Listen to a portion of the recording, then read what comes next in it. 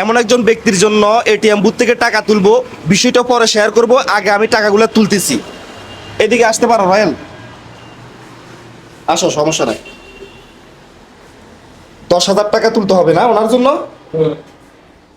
আচ্ছা, বিসমিল্লাহ। কার্ড দিল, টাকা বের হয়েছে। কত টাকা বের হয়েছে দেখি। 1 2 3 4 5 6 7 8 9 10,000 টাকা। আচ্ছা, আসো রয়েল, আসো। এ রাজীব, এদিকে আসো। এ রাজীব, এ রাজীব, এদিকে আসো। কত টাকা আছে এখানে দেখো, গণ তো, গণ চটকাট। 1 2 3 4 5 6 7 8 9 10,000। 10,000। এই টাকাগুলো এমন একজন ব্যক্তিকে দিব, তার নাম বলা যাবে না, তাকে ভিডিওর মাধ্যমে দেখানো যাবে না।